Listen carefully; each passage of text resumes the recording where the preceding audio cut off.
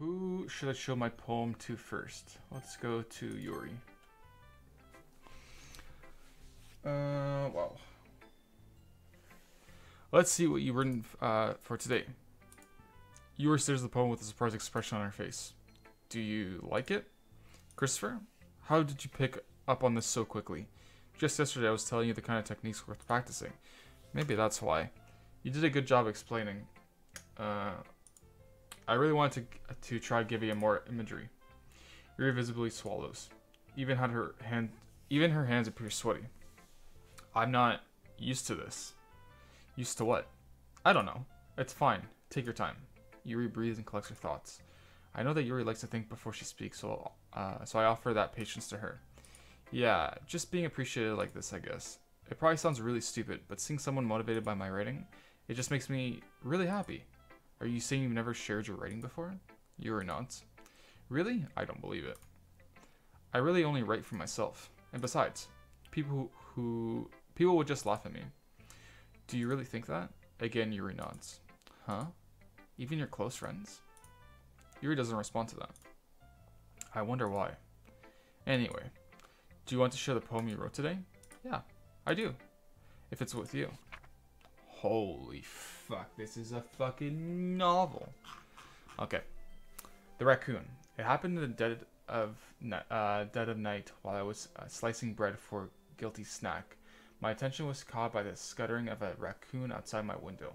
That was, I believe, the first time I noticed my strange tendencies as a ordinary human. An ordinary human or ordinary human? I don't know. I can't read the fucking writing. I gave the raccoon a piece of bread, my subconscious well aware of the consequences, well aware that a raccoon that is fed will always come back for more. The enticing beauty of my cutting knife was the symptom. The bread, my hungry curiosity. The raccoon, an urge. The moon increments its phase and reflects the much more light off of my cutting knife. The very same light that glistens in the eyes of my raccoon friend. I slice the bread fresh and soft. The raccoon becomes excited. Or perhaps I'm merely projecting my emotions onto the newly satisfied animal. The raccoon has taken to following me. You can see that we've gotten quite used to each other. The raccoon becomes hungry more and more frequently, so my bread's always handy. Every time I brandish my cutting knife, the raccoon shows holy autism, shows me its excitement. A rush of blood, a classic Bavolian conditioning. Slice the bread, and I feed myself again. I was a little more daring with this one than yesterday's. I can see that. It's a lot more metaphorical. I don't know if it's my fault, but I can't begin to imagine what this poem is about. That's right, it's a bit closer for my preferred writing style, using the poem as canvas to express vivid imagery and conveying emotions through them. Yeah, if I take it at face value, then I can't even figure out what it's supposed to mean. Well, I think it's something that different people can relate to in their own way. I want to express the way it feels for me to indulge in my more unusual hobbies. It's those sorts of things I'm usually forced to keep to myself, so I sometimes enjoy writing about them. Why do you keep them to yourself? Because they're embarrassing, and people would make fun of me. Don't you have anything like that, Christopher? Well, yeah, I guess I do. I feel like everyone has a little something like that. The best we can do is respect each other and our individualities, even if it's difficult sometimes and some things make us uncomfortable. After all, I hadn't learned to embrace my own weirdness. I would probably hate myself. I might be ranting a little bit now, but I'm glad that you're a good listener. Okay, let's go to Sayori. Oh, I should probably hold on. Okay, just make sure. Oh, I like this one, Christopher. It has some nice feelings in it. Ah, I'm glad. Still though, your tone makes it sound like you liked yesterday's poem better. I guess you caught me. Sometimes you know me a little too well for my own good. Well, don't just try to be nice about it. If I'm doing a bad job, then I'd rather just hear it. No. I still like this one, I promise. You know, I wouldn't lie to you, Christopher. Never ever. Yeah, I guess so. What made yesterday's poem so great compared to this one then? Well, I'm not very good at figuring out if poems are good or bad, but but that's why I just go by my heart. If it makes me feel things, then it must be a good poem. I'm not sure that's exactly how it works. Then again, I guess conveying feelings is a pretty important part of this whole thing. Yeah, maybe. Honestly, I don't even know what kind of writing you like in the first place. Yeah, me neither.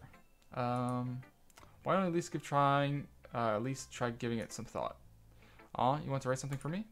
That's so sweet. Yeah, right. But you're always thinking about other people. You need to think about yourself once in a while. If you don't, you might end up getting hurt at some point. Well, I don't really know what you mean, but I'll try to keep that in mind. Well, whatever. Anyway, let's see. I guess I like happy poems. Wait, sometimes I like sad poems too. Sometimes a little bit of both. There's a word for that, right? What's the word I'm looking for? Bittersweet. Yeah. I like things that are happy and things that are sad. Happy and sad? I can't see you liking something sad, Sayori. Well, I like happy the most. But sometimes when you have a little rain cloud in your head, a sad poem can help give the rain cloud a little hug. And make a nice happy rainbow. Sorry, that's unexpectedly poetic. And it is? Maybe I'm getting better at expressing my feelings after all. Thanks, Christopher. I should go write that down then. You can read my poem now, okay? Why are these poems so fucking long? Jesus. Bottles. I pop off my scalp like the lid of a cookie jar. It's a secret place where I keep all my dreams. Little balls of sunshine, all rubbing together like a bundle of kittens.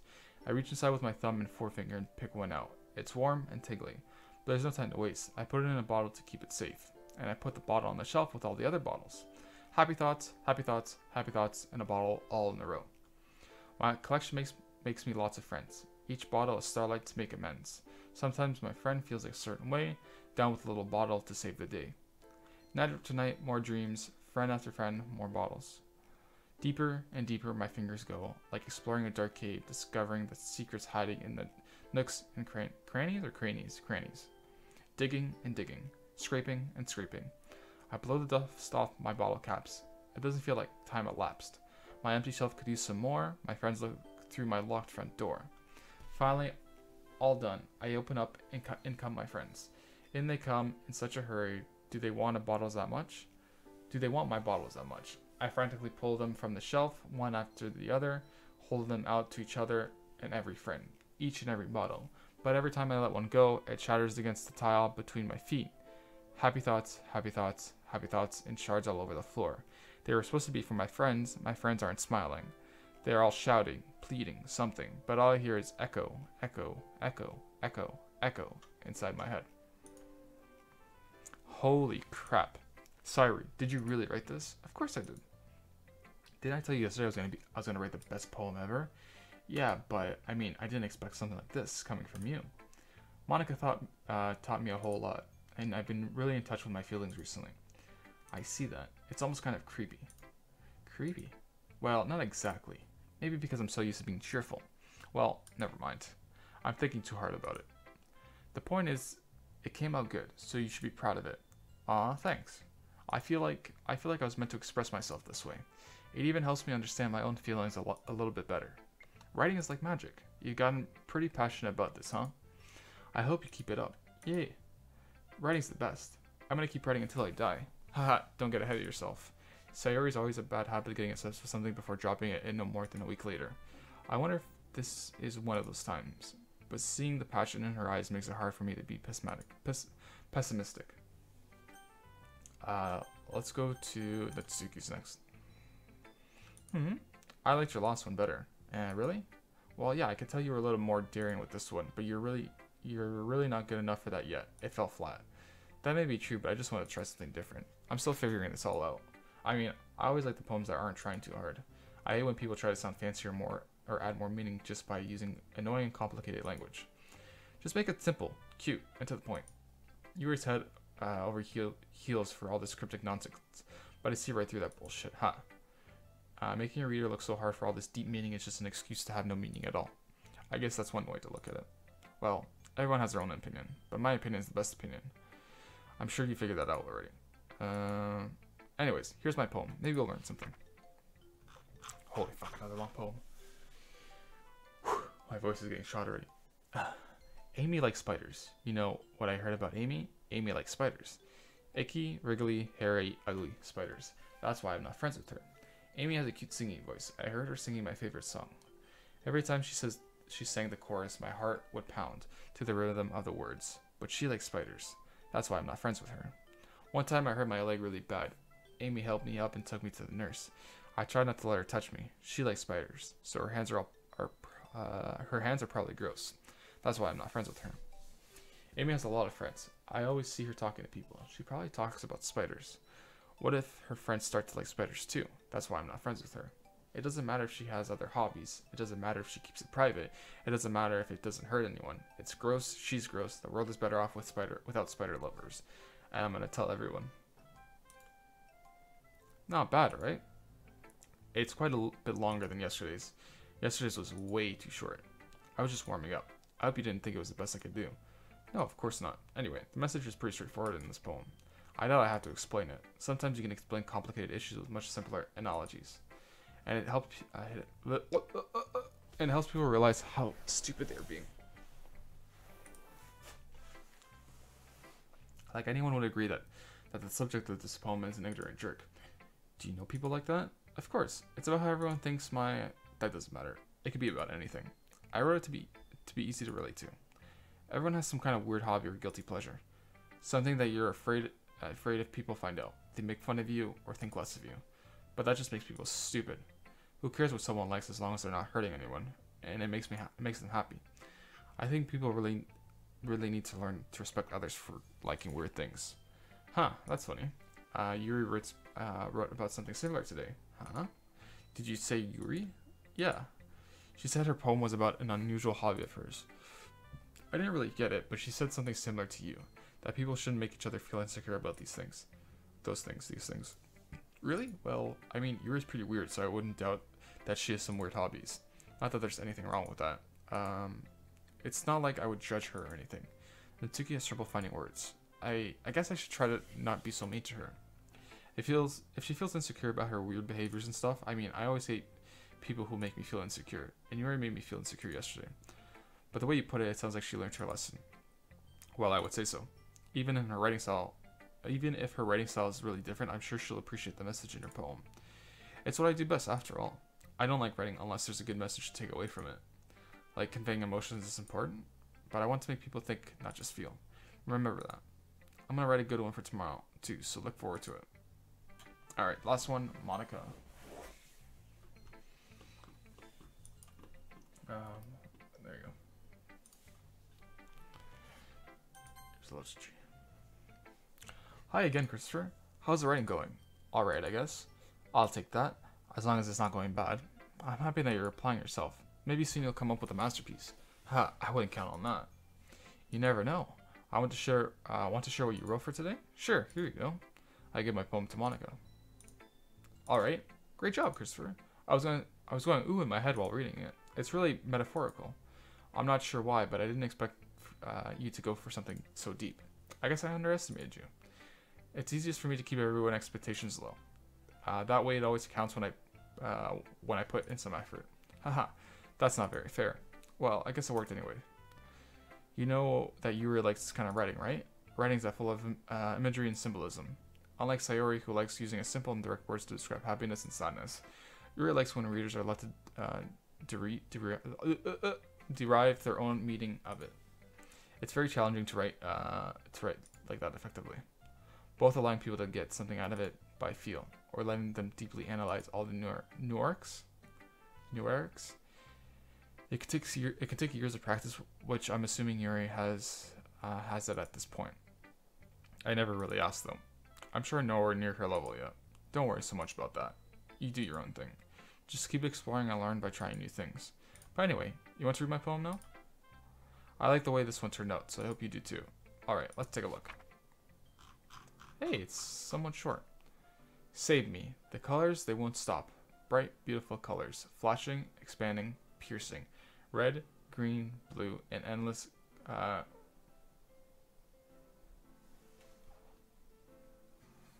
cacophony of meaningless noise. The noise, it won't stop. Violent, grating, waveforms. Squeaking, screeching, piercing.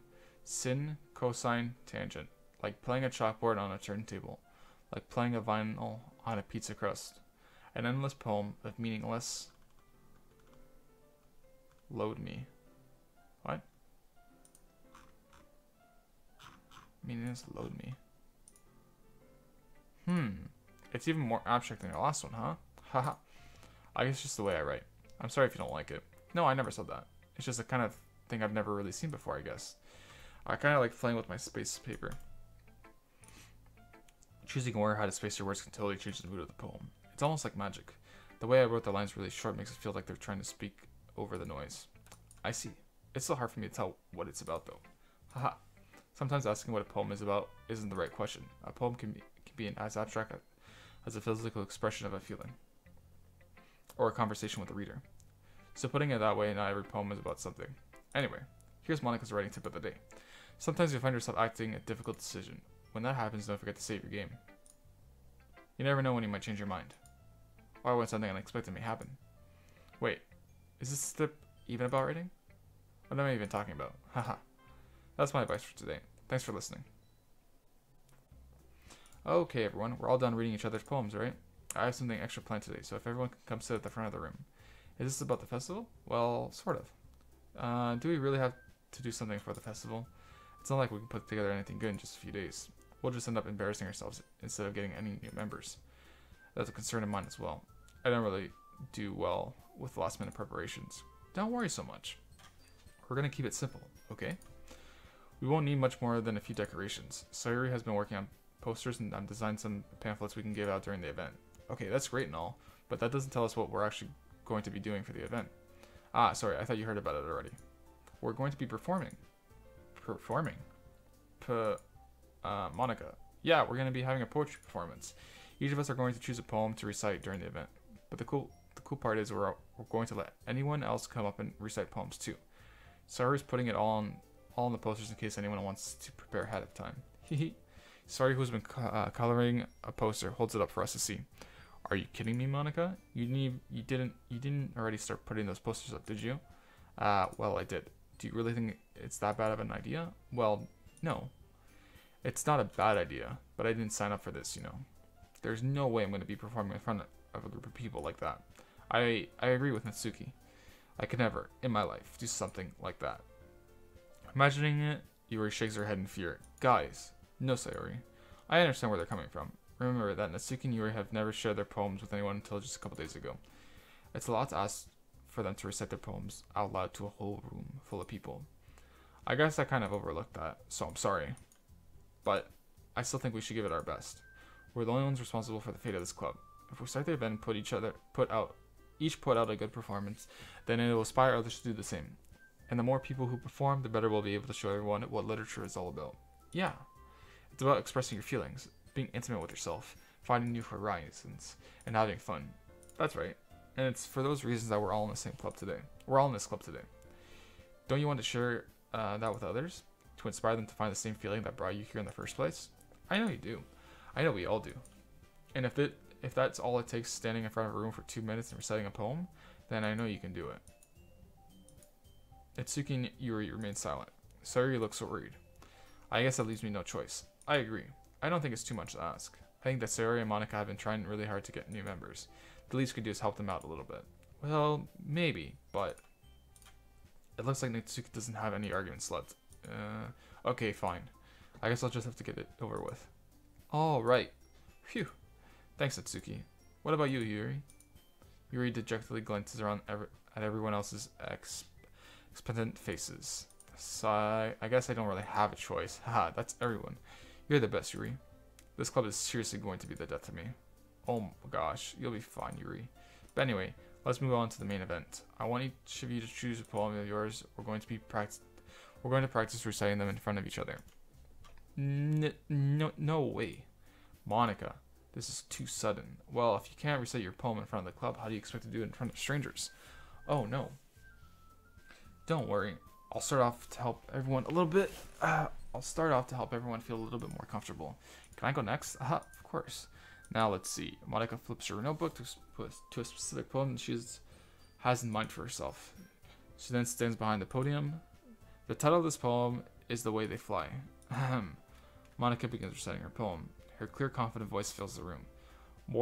than that her reflection is pristine. She exactly knows how to apply emotion behind each line she recites, bringing the words to life. Is this something she's done before, or is she simply a natural? I glance around me. Everyone has their eyes on Monica. Sayuri looks amazed. Yuri has an intense expression on her face that I don't understand. Finally, Monica finishes the recitation. The four of us applaud. Monica takes a breath and smiles. That was so good, Monica. Haha, thank you very much. I was just hoping to set a good example. Are you ready to go next, Sayuri? I'll go next. Yuri's fired up all of a sudden. Yuri clutches a sheet of paper between her hands and stands up. Keeping her head down, she walks quickly over to the podium. This poem is called... Yuri anxiously glances at each of us. You can do it, Yuri. It's called An Afterimage of a Crimson Eye. Yuri's voice shakes as she starts reading the poem. Just a moment ago, she practically refused to do this. Why is she suddenly putting in so much effort? As Yuri gets past the first couple of lines, her voice changes. It's almost like what happens when Yuri gets absorbed into her books. Her quivering words transform into the sharp syllables of a fierce and confident woman. The poem is full of twists and turns in its structures that she enunciates with perfect timing. This must be a rare glimpse into the whirling fire Yuri keeps concealed inside her head. Suddenly, she's finished. Everyone is stunned. Yuri snaps back into reality and glances around her as she's bewildered even herself. It's up to me to save the situation. I'm the first to start applauding. Everyone joins me afterward and we give Yuri the recognition she deserves. It's not that we didn't want to applaud for her, but we were caught so off guard that we must have forgotten. As we applaud, Yuri holds a poem to her chest and rushes back to her seat. Yuri, that was really good. Thank you for sharing. Looks like Yuri's down for the count. Okay, I guess I'm next then. Sayuri hops out of her chair and cheerfully walks to the podium. This one's called My Meadow. Sorry, I giggled. Sayuri? It's a lot harder than I thought. How did you guys do it so easily? Try not to think of it like you're reciting to other people. Imagine you're reciting it to yourself like in front of a mirror or in your own head. It's your poem, so it'll come out the best that way. I see. Okay then. Sayuri begins her poem. Somehow it feels like her soft voice was made as a perfect match. The poem isn't aimlessly cheery like Sayuri is. It's serene and bittersweet. If I were to read this on paper, I probably wouldn't think much of it. But hearing it come out of Sayuri's voice almost gives it a whole new meaning. Maybe this is what Sayuri meant when she said she likes my poems. It's like I get to reach more deeply into someone I thought I knew through and through. Sayuri finishes it and then we applaud. I did it. Good job, Sayuri. Even Christopher liked it. I guess that's a good sign. What does that even mean? It came out nicely, Sayuri. The atmosphere of the poem fits you really nicely. But it might be that other poems won't work quite as well with that kind of delivery. I don't really understand. In other words, I've seen poems of yours where that sort of gentle delivery wouldn't work as well. They might need a little bit more force behind them, depending on what you're reading. Oh, I know what you mean. Well, I've been practicing that kind of thing. It's just embarrassing to do it in front of everyone. Hehe. The next time I'm gonna make you pick a poem that challenges it a little more. We don't have much time before the festival, you know. Oh, okay. Now, who's next? Natsuki? Don't make me go before Christopher. It's not like I can compare it to you guys anyway. Might as well let Christopher lower everyone's standards a little bit before I have to do it. Natsuki. It's fine. I might as well get it over with. But it's not like I have much of a selection of what to read. I'll just have to go with what I wrote for today. I stand up and step in front of the podium. Everyone has their eyes on me, making me feel a little bit awkward. Jesus. I recite my poem. Since I'm not exactly confident in my own writing, it's hard to put energy into it. Despite that, once I finish, I receive an applause anyways. Sorry, I'm not really good as everyone else. Don't worry about it so much. I think it's less about your abilities and more about your lack of confidence in your writing. That's something that I'll improve over time, though. Yeah, maybe. Alright then. That just leaves you, Natsuki. Yeah. I'm going. Natsuki begrudgingly gets out of her seat and makes her way to the podium. The poem is called... What? Why are you all looking at me? Because you're presenting. Anyway, the poem is called Jump. Natsuki takes a breath. When she starts reciting the poem, her sour attitude disappears a little. While she's still a little unenthused, her poem has a rhythm and rhyme to it. It's Natsuki's trademark style, and it works surprisingly well when she's spoken aloud. The words feel like they bounce up and down, and it's giving life to the poem. Natsuki finishes and applauds everyone, and everyone applauds. She hops back to her seat. That wasn't so bad, was it? Easy for you to say. You better not make me do it again. Well, do you at least feel prepared enough to recite a poem in front of other people? I mean, doing it in front of other people would be way easier. I could put on whatever face I want for other people. But when it's just my friends, it's just embarrassing. That's a surprise, Natsuki. I think it would be the other way around for me. Well, that's just how it is, so... Well, I guess... In that case, you won't have much to worry about for the festival. That said, I want to thank everyone for coming through. It might be hard, but I hope you all have an idea of what it's like now. Make sure you pick a poem and get enough practice for the festival, okay? I'll be making pamphlets, so let me know ahead of time that you'll be reciting. Jeez, I should probably find some other poem to recite instead. That's fine too. It doesn't have to be your own. I'm already pleasantly surprised that you're putting in all this effort for the club. It makes me feel really happy. Yeah, no problem. Okay, everyone. I think that's about it for today. I know the festival's coming up, but let's try to write poems for tomorrow as well. It's been working out really nicely so far, so I'd like to continue that. As for the festival, we'll finish playing tomorrow, and then we'll have the weekend to prepare. Monday's the big day. I can't wait. I could do this. Alright. I stand up. There's no way I'll be able to find enthusiasm as Sayori and Monica, but I'll do my best to go through it. If it's for the sake of the club and impressing Monica, then I'll have to do my best. Ready to go, Sayori? Yep. Look at you two. We're always going home together like that. It's kind of adorable, isn't it? Jeez, guys. Don't make such a big deal out of it. It must be a little nice, though. Well, how am I supposed to respond to that? It's okay, Christopher. You don't have to say it. Whatever. Let's go already. I walk home with Sayuri once more. Even though it's only been a few days, a lot of things have already changed. But today Sayuri's being a little bit quieter than usual on the way home. Hey, Sayuri. Sorry, I was spacing out. No wonder. I was thinking about something from earlier. I like how we get to, Sayuri fumbles with her words. So let's just say one day that Yuri asked to walk home with you. Huh? What would you do? What kind of question is that? You're kind of putting me on the spot here. Well,